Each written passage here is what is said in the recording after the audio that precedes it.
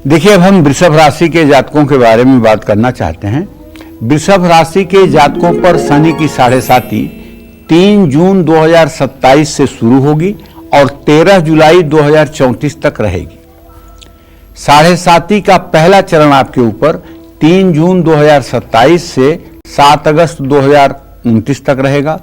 साढ़े साती का दूसरा चरण 8 अगस्त 2029 से 29 मई 2032 तक रहेगा और साढ़े साती का तीसरा चरण 30 मई 2032 से 13 जुलाई 2034 तक रहेगा। अब शनि की ढैया जो 2.5 सालों की होती है वो समझ लीजिए। 27 अगस्त 2036 से 22 अक्टूबर 2038 तक आपके ऊपर शनि की ढैया रहेगी। साढ़े साती में सावधानी आपको यह करना है कि शनि वायु तत्व का कारक है, जबकि वृषभ राशि पर शीतल और जलीय शुक्र ग्रह का आधिपत्य है। तो शनि की साढ़े साती वृषभ राशि के जातकों के लिए कम कष्टपूर्ण है, माने न के बराबर कष्टपूर्ण है, क्योंकि शनि और शुक्र दोनों आपस में मित्र हैं। अब ये जो दोनों आपस में मित्र हैं तो इसका मतलब कि मित्र को ज्यादा मित्र दुखी नहीं करेगा।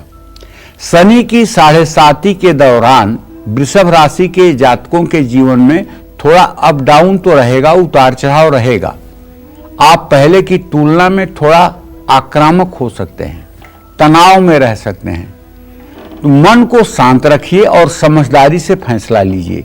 इसके लिए आपको चाहिए कि जब आपकी साढ़े साती शुरू हो तो आप किसी शिवालय में जाकर के और कम से कम कह रहा हूं, कम से कम 24 मिनट शिवलिंग की पूजा करने के बाद 24 मिनट उत्तर मुंह करके बैठ करके रुद्राक्ष की माला पर ओम नमः शिवाय का मंत्र जप करना चाहिए। शिवालय के परिसर में, शिवालय के अगल बगल में, शिव मंदिर नहीं कह रहा हूं।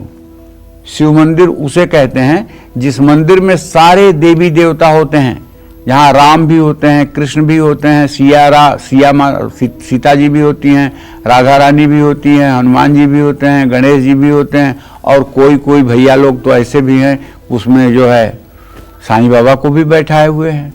तो ऐसे जगह पे अगर एक कोने में शिवलिंग है तो शिवालय नहीं हो सकता।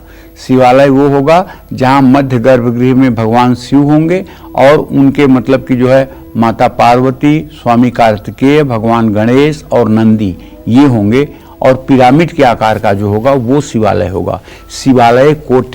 शिवालय में की हुई तपस्या 1 करोड़ गुना ज्यादा फलदायी होती है। शिवालय में जो जा रहा है ना, निश्चित रूप से उसने पूर्व जन्म में मोती दान किया है। सामान्य मंदिरों में जाने का कोई बहुत बड़ा महत्व मत समझिएगा, लेकिन शिवालय में जाने का अपना बहुत बड़ा महत्व है, बहुत बड़ा महत्व है।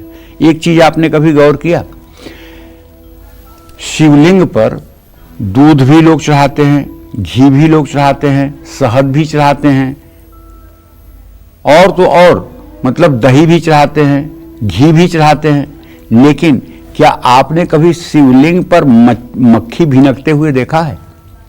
नहीं ना। क्या वहां किसी प्रकार की आपको स्मेल आई?